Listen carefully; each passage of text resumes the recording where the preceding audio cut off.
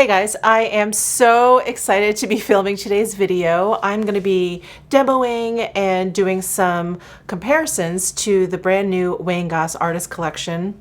These brushes are so beautiful, and I wish you could reach through the monitor and just feel how soft these bristles are. So we're gonna get into the details. I'm gonna be demoing them, which is why in this really weird point in my makeup, I have some like base makeup down, but I wanted to use these brushes for my powder products. So I just wanna thank Beautylish for sending me these brushes to review for you guys. So a big thank you to Beautylish. And let's go ahead and jump into the particulars. So this brush set is going to be available on Tuesday, June 16th. I'm not sure if I'm putting this video up on Monday or Tuesday, probably Tuesday. So today they are available at, I believe, 10 o'clock Pacific time. And I'll have a link down below for you to sign up to be notified. I have a very strong feeling these are going to be sold out very quickly. So these three brushes are going to be sold in one set. I believe the retail price for all three is going to be $175.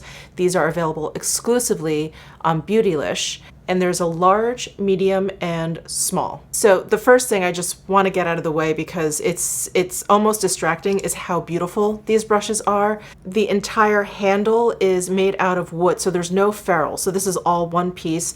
Generally, brushes have two pieces. It has the handle, then has the ferrule. So they're just incredibly gorgeous, and they are designed after calligraphy brushes.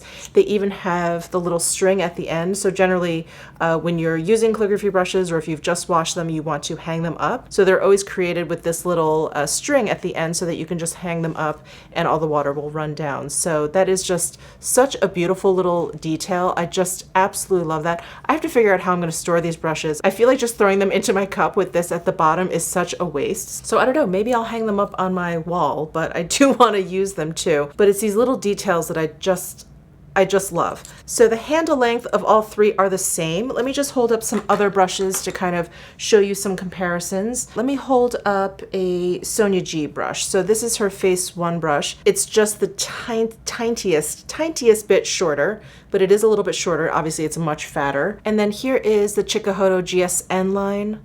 So pretty similar, it's just a little bit longer.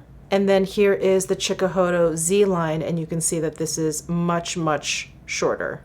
So they are a nice length. These brushes are handmade in Japan, and all of the hairs in these brushes are natural. So in the large brush, we have a mixture of gray squirrel and goat, dyed goat. In the medium and in the small, they are just gray squirrel. So squirrel is some of the absolute softest hairs that you can use in makeup brushes. Really silky soft. And so it's not recommended to use these brushes with liquid products. I would stick with powder products only, and I would not wash them with water too often. Something like once a month, once every 6 weeks, I think is sufficient. You'll want to just keep a microfiber towel at hand so that you can wipe them off after you've used them. But you definitely want to take care when washing and caring for these brushes. So I should mention, this is a first impressions of these brushes. I did just receive them in the mail. So excited. I like ripped that box open while I was in the car. So these are like the unwashed state of these brushes. So they will eventually splay out. I feel like this brush will probably get a little bit more egg-shaped the more I use it and the more I wash it. These, I suspect, will remain fairly pointy just because of how the hairs are laid in there. I feel like these are probably going to remain very similar to this shape. All right, so let's go ahead and get into actually using these brushes. I'm going to demo them for you. And then what I'm going to do once we're done with that is I'm going to compare each brush to similar brushes or brushes that, I don't know, maybe interesting simply to compare towards the end of this video. So definitely stay tuned for that. I'll have timestamps down below in my description box if you're interested in one brush over the other, but these are just going to be sold in a set. All right, so I've put down some base makeup. Everything that I'm using on my face will be linked down below in the description box as well.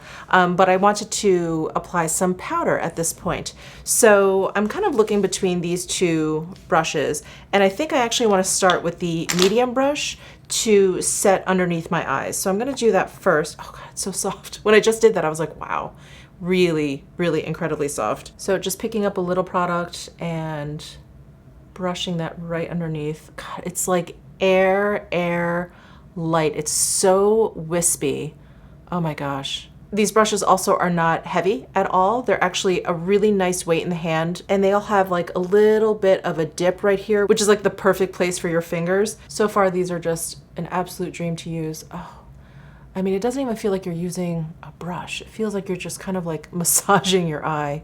And of course, it is laying down the product so evenly. That is definitely my favorite thing about natural haired brushes. Each hair has cuticles, and the cuticles kind of hold on to the product. So it picks up product fairly easily.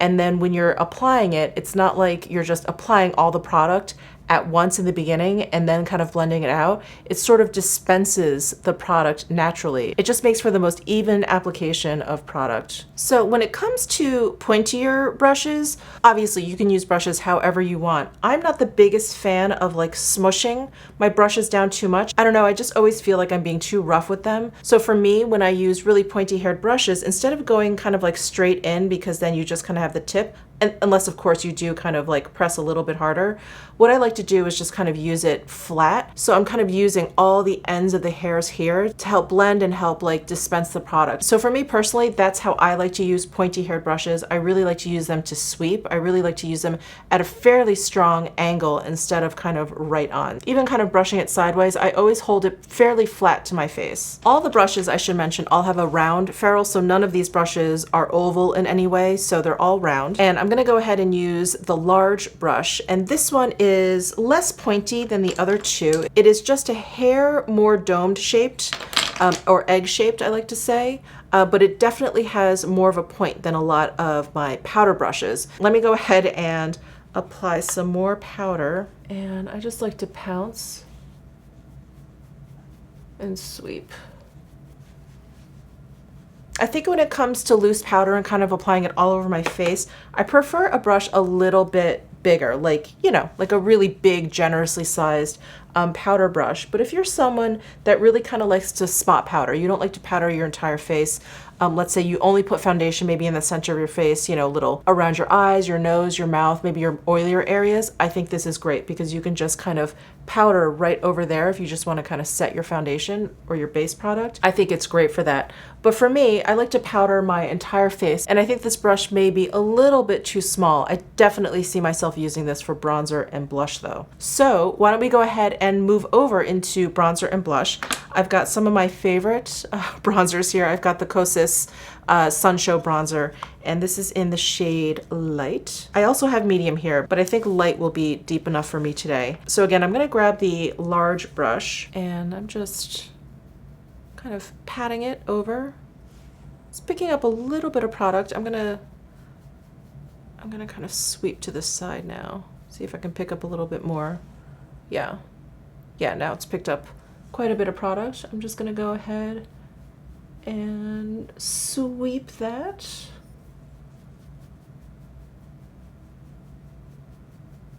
Really can't beat the softness here. I'm definitely applying this more like a contour. So I'm using these kind of like long strokes and not really kind of buffing, but I want to see how this works as a kind of contour with this bronzer.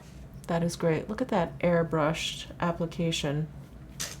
So good and so soft. So soft. Now when it comes to really soft natural haired brushes, sometimes I find it very difficult to pick up baked products. So I'm gonna go ahead and grab a baked bronzer of mine just to see how this brush picks up that product. So I grabbed my Clinique Powder Pop Flower Bronzer in Solar Pop. This is a baked gelée kind of product. And again, these are products that I generally like to use natural hair with, but like goat hair, which is just the slightest bit more grabby than squirrel hair. It's not quite as silky as squirrel hair. So this large brush is like a mixture of the two, so I think it's not gonna have a problem, but I wanted to test that out with you guys. So here's the bronzer, here's the brush. I pretty much cleaned off as much as the GOSS that I could, and then I'm just gonna run this across.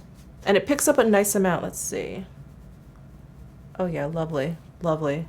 I'm really glad Wayne decided to put in the mixture of the squirrel and the goat in here. I think having the goat in here was a good call. Oh yeah, lovely. Oh, so soft. Oh my God. Okay, let's move on to blush, because with blush, I'm gonna wanna use this brush in like more of a circular fashion, and I want to see how that works out. So I grabbed like a powder blush. This is the Chanel 71 Malice blush, and I'm gonna go ahead again with the large brush, go into oh yeah. Pick up, not a problem. In fact, I think I should knock some off. Oh, this is such a good blush. Oh yeah, as soon as I do the circular motion, I feel like it gets really, really airbrushed. That is a great blend job right there. Okay, I also grabbed a baked blush because, again, I was curious to see how this brush would pick it up. So I have the Chantecaille, basically this is the Manta Ray Coral highlighter and blush duo from Chantecaille's latest collection. And these are baked gelée products. So I'm gonna go ahead and just swipe this brush over it. I don't think it's actually picking up that much. Let's see. I think this brush could be a little bit too soft for this blush. I mean, you could see I pick up some, but you could see I was really kind of going back and forth with it. The application though is very, very beautiful. It's so diffused, really, really amazing. And again, what a pleasure to use. Like so soft on the cheeks. All right, let's move over to highlight, and I'm gonna move over to this medium-sized brush. Since I have this Chantecaille out, I thought, let me go ahead and just try it with this baked gelée product. Actually picked up quite a bit. The medium and the small brushes are 100% gray squirrel, so very, very soft. I was really thinking it wasn't gonna pick up anything, but it actually grabbed quite a bit. Oh yeah. Definitely enough. Gorgeous. I'm just gonna buff a little. Just gonna blend that in a little bit. All right, let's try it out now with some like pressed powder highlight. I'm gonna go in like with these two, this gold and this peach. More of the gold, definitely more of the gold, just a little bit of the peach. Oh wow, yeah. Picked up a lot of product.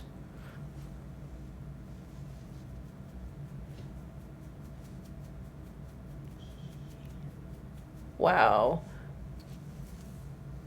Whoa, what is my hair doing? Yeah, no problem picking up and blending out pressed powder products with this medium brush, not at all. And I did a fine job with that baked gelée as well. All right, let me go ahead and throw on some eyebrows. I'm gonna throw on my eyebrows and then we'll be back to play around with the small brush. All right, so I grabbed my Viseart Neutral Matte palette and I've got the small brush here. This, for me, is a fairly large eyeshadow brush.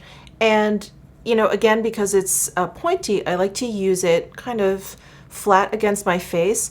Of course, you could use it this way, but I do think this is a great shape if you actually have a crease or if you have a brow bone that protrudes, which Asian face structures don't. You know, so we're flat here. So we don't really have anywhere for this point to kind of go into. So I always end up using really pointy brushes like this because I have a few pointy eye brushes. I always use them kind of flat like this. That's how I end up applying eyeshadow with brushes shaped like this. So I'm just gonna grab this shade here in the Neutral Mattes palette. Picks up product very easily. I'm gonna go ahead and just sweep this across my entire lid. And sometimes I'll hold the brush up and down and I'll use it windshield wiper style.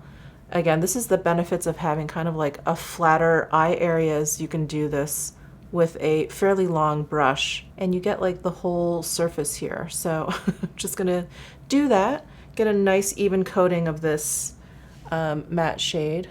All right, I mean, so soft. It feels like whisper air light on my lids. If you have very sensitive skin on your eyelids, you're gonna absolutely love this brush. It just feels like air. It just feels so light. I love it, absolutely love it. Okay, I'm gonna go into a deeper color. I'll go into this shade right here. So I'm just gonna angle just the tips of it in just to get it on the tips there. Shake off any excess.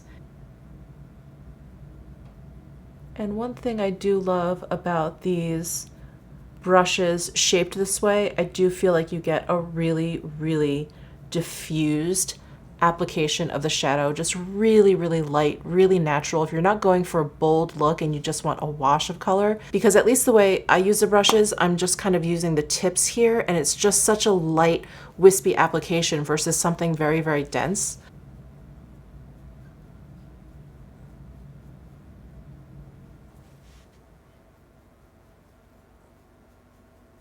Just like totally blown out and blended automatically. And I do have a baked gelée eyeshadow that I'd like to try. This is the Sparkling Topaz from Sicily. This is one of their Lafito ombres. This is number 14, and these are like a baked gelée product. So I'm gonna go in and see if I can pick up any of this product.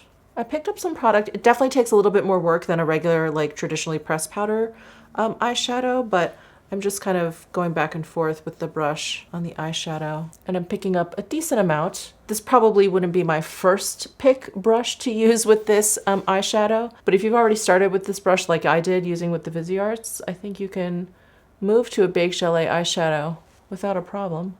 All right, eyeshadow is applied. I mean, I can't describe enough how soft these brushes are. I feel really stupid. I'm just like repeating myself. They're so soft, they're so silky, but that's exactly how they feel. They're just so smooth and airy on the skin. Like if you closed your eyes, you would probably feel like there was no makeup on your face because the application is so light, but it's so effective. So I'm gonna go ahead and finish up my makeup, and then we'll go ahead and do some comparisons to brushes that I have in my collection. All right, makeup is all done. Again, I will list everything that I have on my face down below in my description box if you're interested, but let's go ahead and jump into the comparisons. First, let me just hold up the entire set next to one another, the large, medium, and small, just so you can see the differences in the sizes between the three. And now let's go ahead and compare the large to some that I have in my collection. So first I have it next to the Surratt face brush and the Chikuhodo Z1 powder brush. Both of these brushes are much, much larger than the large brush in this set. They are more rounded, more domed at the top, and both of these brushes are made out of squirrel hair. I'm not sure if it's blue or gray, but squirrel hair, while the Wang GOSS is a mix of gray squirrel and goat. Next, I have it compared to my Shakuda brush, the 804 brush. And of course, this came to mind because these are the only other brushes I have in my collection that have the wooden, like one-piece handle with no ferrule. And the diameter of these brushes are similar. They both have a round, I want to say round ferrule, but they're both round. They're not oval brushes. But you can see the Shakuda is much more domed across the top and not as pointy as the Wang GOSS. The hair length is also a little bit shorter. And then I have it next to the Sonia G Master Face Brush. This brush is much bigger. It's like chubbier all around. The hair lengths are shorter, it's more domed.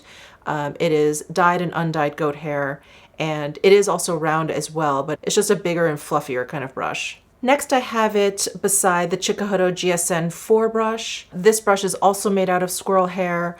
The thickness, the diameter of this brush is very, very similar to the Wang GOSS, but again, it's not quite as pointy. It's a little bit more domed at the top, and the hair lengths are shorter. Next, I thought I'd go ahead and just compare it to the Chikuhodo F03 brush. This is part of their Silver Fox hair line, and the Chikuhodo brush is actually not a round ferrule, it's just a slightly oval ferrule, but the diameter is similar, the hair lengths are similar, but the shape again is a little bit different. It's domed versus pointy. Next, I have it beside the Chikuhodo highlight brush. I will list down below in the description box what the actual number is for this brush. It's part of the Z series, but I'm not sure which Z brush it is. But this is probably one of the most similar brushes to the Wang GOSS. Very similar diameter, similar type shape. It's just a little bit shorter than the Wang GOSS. Next, we have it beside the Surratt cheek brush. And this is much shorter, much rounder, much fluffier kind of brush. So not very similar at all. I just thought it'd be interesting to compare the two. And then we have it next to the Sonia G Inochige Pro brush. So I want to say the shapes of these two brushes are very, very similar. The Inochige probably comes to an even more pronounced point than the Wang GOSS, but it is also a little bit longer in hair length. but the diameter is very, very similar. And the Enochage is made out of dyed goat hair versus the gray squirrel in the Wang GOSS. So those are all of the comparisons I have for the large brush. Let's move on over to the medium brush. And I don't have a lot of brushes that are similar actually to the medium or the small, but I did pull out a few just so you can see some comparisons here. So the brush that is probably the most similar is the large smoky eye brush from Surratt. It's a little bit smaller than the Wang GOSS, but it is very similar in shape. They're both very pointy. They kind of have that flame shape to them, and they're both made out of squirrel hair. And then I thought I would just place it next to Sonia G's soft cheek brush, but these brushes are quite different. The soft cheek brush has a rounded top. It, splays a lot more at the top. The hairs used are dyed goat hair, so not too similar at all, actually. And then I have it next to Sonia G's Designer Pro brush. The hair lengths are a little bit similar, but the brush shape is completely different. The Sonia G shape is oval versus round, but I did want to pull this out because I felt like I would use these two brushes for very similar purposes, whether I wanted to do like a concentrated kind of like highlight, or if I wanted to set under the eye. These are two brushes that I feel like I would reach for. And then finally, the small brush from the Wang GOSS set. Again, I have it compared to the Surratt large smoky eye brush. So the smoky eye brush is larger than the small brush, but it's smaller than the medium brush. So this large smoky eye brush is kind of in between the two. Again, very similar shape, but just sort of bigger all around. And then I have it next to the medium smoky eye brush from Surratt. And this is obviously much smaller than the small brush from the Wang GOSS set, but again, a very similar kind of shape to it. And then finally, these are quite different, but of course I thought of it because it's a Shakuda brush, again with the one wooden handle design.